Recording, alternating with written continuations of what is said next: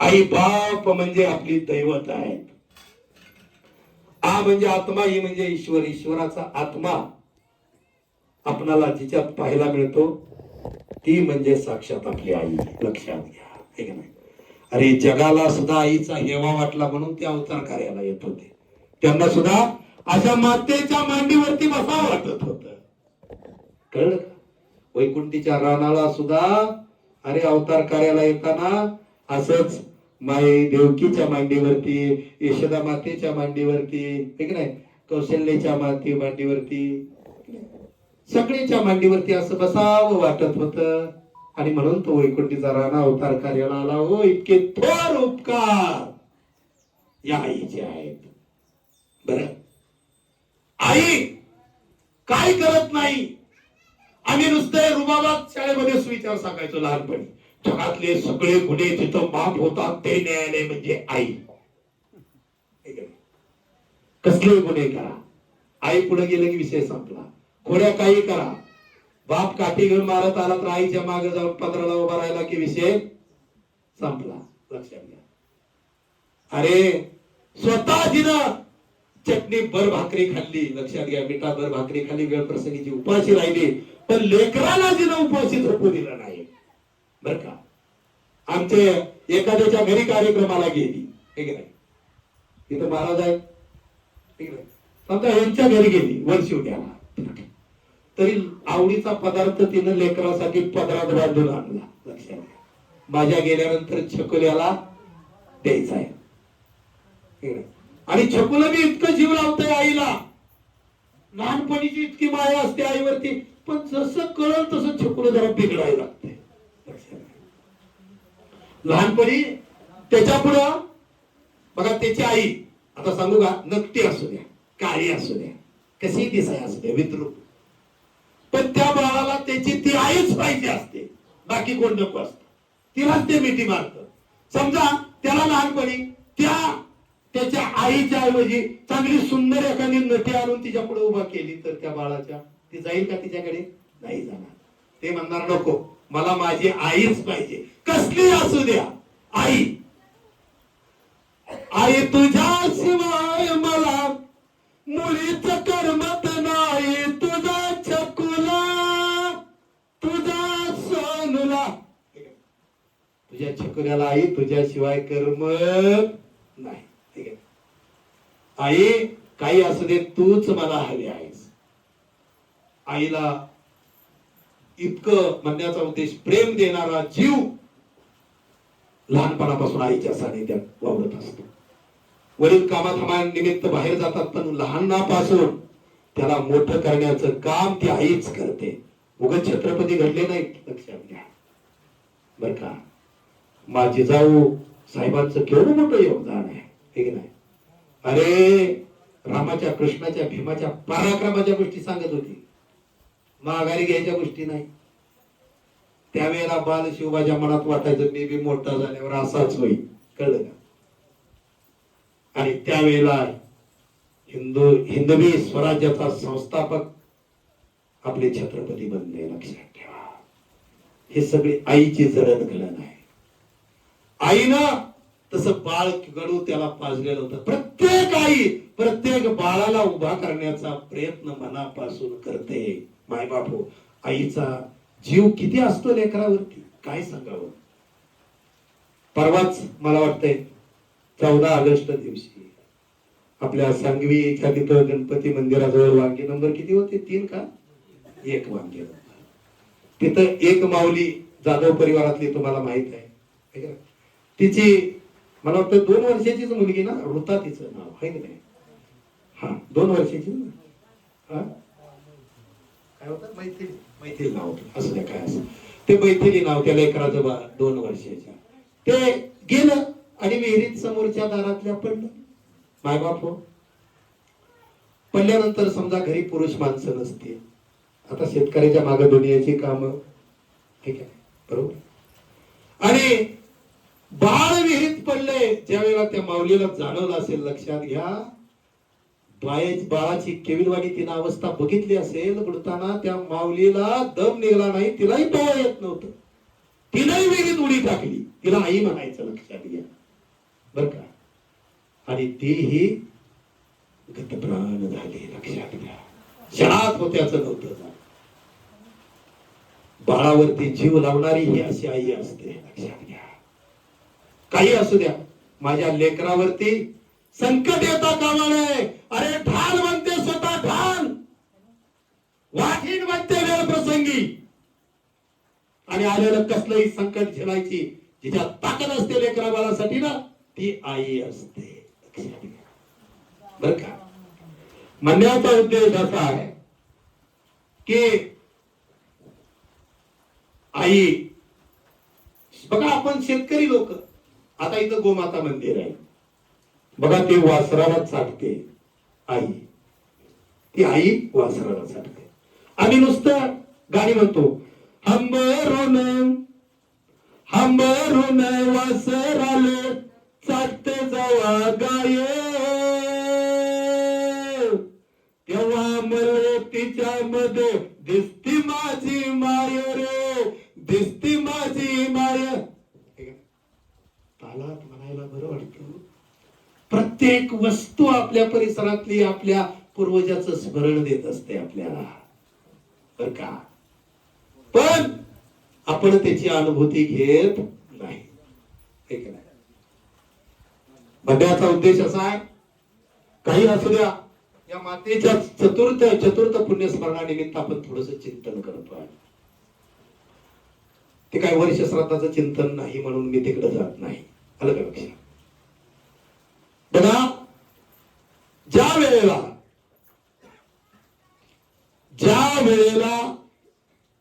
आई लहान मुलाला असं घडवत असते आणि ते बाळ उपजतच तशा प्रकारे घडत असत. आई म्हणजे एक अशी काठी आहे त्या बाळाला, ते बाळ म्हणजे एक वेल आहे. ते वेली रूपानं आधार घेत घेत घेत घेत वरती आकाशाकडे गवसणी घालत असते. मग आम्ही नुसतंच म्हणायचंय पुन्हा, आहे का नाही, मोगरा फुलला फुले वेचिताची भरू कडी असे आला, इवलेसे रूप लाविले द्वारे, त्याचा वेणू गेला गगनावरी. मग त्या आईचं ते रोपट गगनापर्यंत प्रसिद्धी वाढवायपर्यंत आणि ते त्या बाळाकडे लक्ष देत असते. बघा किती वेळा, आता आम्ही जर एखाद्याच्या घरी गेलो आणि आम्ही जर म्हटलं एखाद्या माऊलीला, बघा आपण जर दारात गेलो, आहेत का हो साहेब, आहेत का हो पवार साहेब, आहेत का, आम्हाला डॉक्टरांना भेटायचंय तुमच्या, बरं का, आम्ही आलो तुमच्या दारात. समजा आता तुम्ही घरात नसल तर बाई माणूस काही या बसा म्हणणार नाही, ठीक आहे. आमचे मालक जरा शेतात गेले, महाराज या थोड्या वेळाने, किंवा त्यांचा नंबर देते तुम्ही फोन लावा, बरं. पण आम्ही जर तिथं गेलो आणि म्हटलं ह्यांच्या घरी जाऊ, काय हो तुमचा मुलगा देशात आलाय बर का, हो काय मेंदू, काय हुशारी, स्मरण शक्ती आहे त्याची, आहे की नाही, यांचं मध्ये थैताट केलाय त्यानं, आहे की नाही. अरे किती हुशार, प्रगल्भ आणि खेड्यातलं लेकरू. पण आम्ही आतापर्यंत समजायचं खेड्यात असलं जमतच नसतंय. एवढं डॉक्टर होऊन कलेक्टरची बी परीक्षा पास झालंय. आम्ही जर असं ह्यांच्या घरी म्हणलं बाया माणसाला, तर ती बाई माणूस आम्हाला जावा म्हणेल का, महाराज या जरा बसा आतमध्ये, तुम्हाला चहा करते, काय खाऊन आलाय का, तुम्हाला थोडा नाश्ता देते. कळलं मला म्हणायचंय काय, लेकराचं जर कौतुक आईनं ऐकलं, काय आईचा जीव आम्हाला एवढा मोठा होता, बरं लक्षात घ्या, हे की नाही. मग कोणत्याही मातेला आपलं लेकरू चांगलं वागलेलं अतिशय आवडतं. चांगलं वागा, खोड्या करू नका. खोड्या केल्यानंतर आई दुःखी होते. जगाच्या बापानं दिलंय, भगवान श्रीकृष्ण परमात्म्याने खोड्या करून आईला रडवलं आणि जगाला संदेश दिलाय, बाबा माझ्या खोड्या करत जाऊ नका. आणि मोठ्याला संदेश दिलाय, ए बारकी खोड्या करत असली तर उगा आगावपणा करून धोपटत बसू नका, बर का. लेकरं ही खोड्या यासाठी करतात, ती आपला राग जिंकत असतात. तुम्हाला राग येतोय का नाही हे तपासायचं ते केंद्र आहे, लक्षात ठेवा.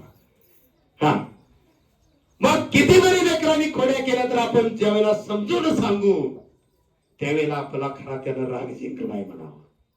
नाहीतर थोडं चुकलं की काठी बरं का. आता आम्ही शाळेत बघतो बरं का दादा, आता आमची तर शाळा म्हणजे बहुजनाची शाळा, महाराजांना माहित आहे. अनेक अशा प्रकारे जाती पंथातली लेकरं येतात. त्याची सुरुवातच आता इथं आल्या आल्या आताशी कुठेतरी 1.5 महिना झालाय ती शाळेत आली. त्यांचं म्हणजे ते वातावरणच वेगळं होतं. महाराज ते आत्ताशी शाळेत आले, ते इतके घाणेरडे बोलायचे आल्या आल्या, कारण त्यांच्या घरातलेच ते संस्कार लक्षात घ्या. आता कुठंतरी थोडीशी आम्ही हरिपाठ नाचून नाचून बावनपूर दादा या नाना मोरे महाराजांनी आणि दत्तामाळी महाराजांनी एवढं योगदान घेतलंय बरं का शाळेसाठी, माझ्या गरीब शाळेसाठी म्हणण्याचा होते. यांनी 52 लेकरं तयार केले. अभिमानानं सांगतो या 52 लेकरामध्ये बरं का, माफ करा तुमच्या चरणाला लागून सांगतो, 22 लेकरं ही उपेक्षित भारतीय समाजातले आहेत. मग आम्ही एकच एवढा प्रयत्न करतोय अध्यक्ष साहेब, की भले ही पोरं मोठी झाल्यावर ना कीर्तनकार होऊ द्या ना प्रवचनकार होऊ द्या, पण त्यांना अशा लाईनीत उभा करतोय बरं का महाराज, की ते जेणेकरून जीवनात चुकायची तर नाही. लक्षात घ्या है की नाही. अशा लाईनीत उभा करण्याचं काम आम्ही त्या ठिकाणी करत असतो. आज 22 लेकरं उपेक्षित कुटुंबातली सुधारली तर परिसरातल्या चोऱ्या कमी होतील. मायबाप हो बरोबर आहे. आज कितीतरी आमच्या त्या लेकरांची पालक सलाखों के पीछे आहेत जेलमध्ये आहे ते बरं का, रिअल सांगतो. मग ही तर लेकरं तशी घडू नये ही इच्छा आहे.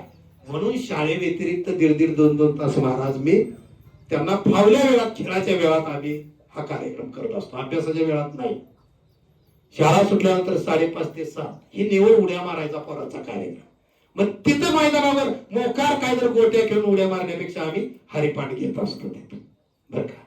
आणि ती लेकरं घडवण्याचं काम आम्ही करतो. पुन्हा अभ्यासिकेच्या वेळेला अभ्यासच. मग ते नाम त्यांना गप बसू दे नाही. नाम दररोज हरिपाठ म्हणायचं म्हणजे विनोदाचा भाग आहे. अहो गीतेचं पारायण झाल्यासारखं आहे महाराज. शास्त्र सांगतं एकदा हरिपाठ म्हणणं म्हणजे. आणि त्या मुलाला आता नाम गप बसू दे नाही. अरे ती घरची खाणारी घरची सगळी लेकरं बर का, ती लेकरं आता काय म्हणायला लागली ती माहित आहे का, सर हो सर आम्हाला माळा घालायची द्या तुमच्यासारख्या, आमच्यासारख्या माळा घालायची बर का.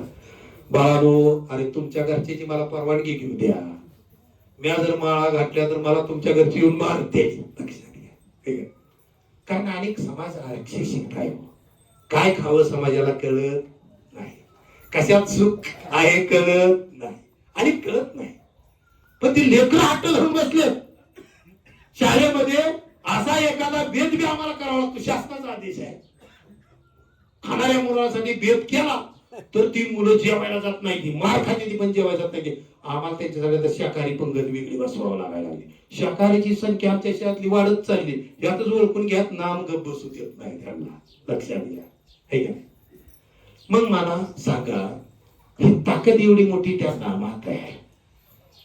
ते नाम पैगा बरवे आधी घेतलं पाहिजे आपण है का नाही. आणि ते नाम घेण्यासाठी संतांचे पाय धरले पाहिजे है का नाही. उगा नातानी ना सांगितलं नाही हरिप्राप्तीशी उपाय धरावे संतांचे ते पाय सांगितले. हे पाय नाही, हे काळे गोरे गुमटे सॉक्सचे बुटाचे हे पाय नाही सांगितले, ते पाय सांगितले. नाथाचं बोलणं आहे, रूपकात्मक आहे सगळा. ते पाय म्हणजे ते नाम धरायला सांगितलंय. कंठी धरला कृष्णमणी, हा त्यावेळेला प्रकाश सगळीकडे बघायला मिळणार आहे. पण ते कंठात धरायचंय है की नाही. त्या नामामध्ये ताकद किती आहे. भगवंताने महादेवाने सांगितलं आदिनाथाने, शिव हलाहले तापला राम नामे शीतल झाला. विष जग सगळं चांगलं असलं विष महादेवाने प्राशन केलं दाहकता कमी करण्यासाठी. शेवटी राम नाम कंठामध्ये धरलं आणि सदाशिव शांत झाले.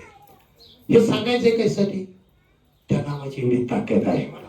बरोबर आहे. आपण बी तेच सांगायचंय. कोणती बोलणार बी आम्ही ओरडून ओरडून हेच सांगायचंय बर का. चांगल्याला त्रास असतो पण एक सांगतो, ह्या सूर्याकडे बघायचंय. सूर्य उगवला आहे. प्रत्येकाच्या जीवनात त्या गोष्टीचा तुम्ही इच्छित आहे त्या गोष्टीचा उदय होणार आहे. सूर्य तळपतोय मध्यान्हाला येऊन, तळपणारा सूर्य आम्हाला सांगतोय, हे बेटा तू सरळ चल. अरे तू तळपणार आहे, तुझ्या घराचं नाव रोशन होणार आहे. आणि हा सूर्य सांगतोय, आगावपणा करशील, गर्व येऊन देशील तर तू मावळणार आहे. कळलं का? मावळणारा सूर्य ते इंडिकेशन देतोय आपल्याला. आणि मावळल्यावर सुद्धा तू किती संकट येऊ दे, धीर धर, त्या नामावरती विश्वास ठेव. संताची पायी हा माझा विश्वास, अशी धारणा तू ठेव, त्यावेळेला आपोआप उगवणार आहे. कळलं का? अशी वृत्ती मानवी जीवनाची सांगितलेली आहे. देवाने हेच सांगितले. देवाला प्रिय काय आहे?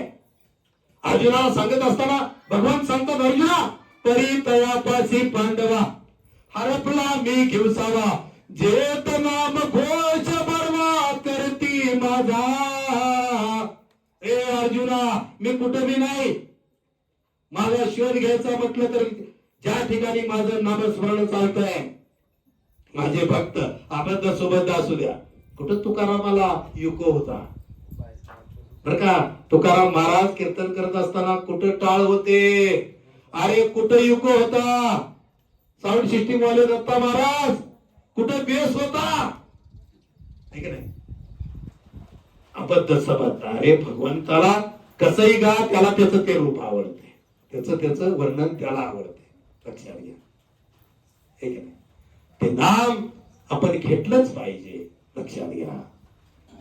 किंवा भगवंत सांगतात, आणखी सांगतात त्याच ओळीला समर्पक ओवी घ्यायची म्हटलं तर, मनोडी अर्जुना बिनसे ऐसा कवनु ठावासे, परी प्राणी मात्राचे दैव कैसे जन माते ओळखती.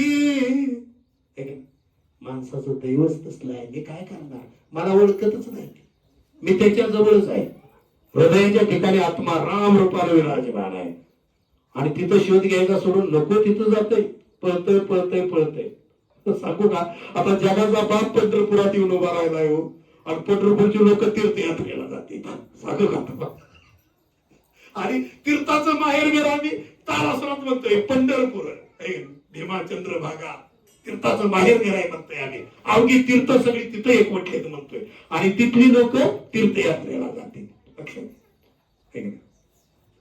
तर म्हणण्याचा उद्देश असा आहे, उगाच संतांनी सांगितलं नाही, ठाईच बैसोनी करा एक चित्त, आवडी आनंत आरे वा, आवडी अनंत नलगती सायास जावे वनांतरा, सुखे येतो खरा नारायण सुखे येतो खरा. अरे जाग्यावर बसून सांगितलंय करायला. बघा त्या जनक राजाकडे, काय जनक राजे प्रभू रामचंद्राचे सासरे बर का, विदेही सतत राज्य कारभार करायचा. अरे किती बी श्रीमंती असू द्या, त्या श्रीमंतीत मत बसवाल राहायचं, पण नामाला धरून राहायचं हे जनकाकडून शिकावलं बर का. इतकं विदेही अवस्था. एकदा ताम्रध्वज राजानं हल्ला केला जनक नगरीवरती, आणि जनक नगरी सगळी लुटून घेतली. आणि सेवक पळत आले, सांगितलं जनक महाराज, तुम्हाला अटक करायला ताम्रध्वज राजाचे सेवक आलेले आहेत, आपलं राज्य त्यांनी हिसकावून घेतलंय. जनक म्हणतो ठीक आहे, भगवंताची इच्छा. जनक राजे अटक झाले आणि ताम्रध्वज राजाच्या तिथं पुढे बांधून उभा राहिले. उभा राहिल्यानंतर ताम्रध्वज राजा म्हणतो, हे जनका सांग, अरे मी तुला पकडून आणले तरी तू हसतच आहे, तुझ्या चेहऱ्यावर जरा देखील घामाचा थेंब नाही, जरा देखील काळजी नाही. अरे तू असं कोणतं रसायन पिलाय की जेणेकरून तू इतका न्यूट्रल मुवमेंट मध्ये आहे बर का. जनकराजे हसतायत, मस्तपैकी नामस्मरण चालू आहे. जनकराजाला शिक्षा द्या म्हटलं तरी जनकराजा उड्या मारतोय, कारण हे सगळे ईश्वराची इच्छा आहे समजणारा जनकराजा. ताम्रध्वज राजालाच वाईट वाटलं, अरे ज्या महात्म्याला मी पकडून आणलंय ती महात्मा साधा नाही, माझ्याकडून काहीतरी गणित चुकतंय बर का. मग त्या ताम्रध्वज राजाने सांगितलंय, जनकाला सोडून द्या, जनकाला सोडून द्या, त्याचं राज्य त्याला परत द्या, दावं सोडा. वाढल्याला सोडून टाका, साखळ दंड बाजूला करा. साखळ दंड काढल्यावर सुद्धा जनकराजांना नाचायच लागला. राजा म्हणला, अरे तुला बांधून आणल्यावर सुद्धा आनंदात उड्या मारतोय, सोडल्यावर उड्या मारतोय, तुला काय नेमकं तुझ्या काय तुला म्हणायचंय? त्यावेळी जनकराजा म्हणतोय, हे बा ताम्रध्वज महाराज, माझी तुम्ही नगरी घेतली होती, मला असं वाटलं जाऊ दे आता तुमच्या कारागृहात बसीन, मस्तपैकी मला नामस्मरण करता येईल, मला कोण उठवणार नाही, येऊन राज्यावर असं चक्र आलंय, कोणाला काय कमी जास्त आहे म्हणायचं नाही, माझी सतत ध्यानधारणा होईल म्हणून मी आनंदी होतो. आता तुम्ही मला सोडून दिले.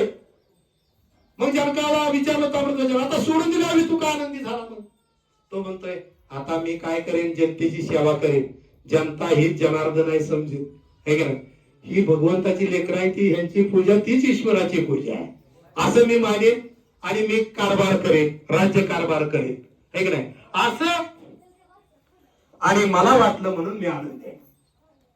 ताम्रध्वज राजाला चक्कर यायची वेळ लक्षात घ्या. अरे असला कसला जनक आहे, राज्य गेलं तरी हाय या स्थितीला आणि आलं तरी हाय या स्थितीला, म्हणजे याला म्हणायचं न्यूट्रल गाडी, कळलं का?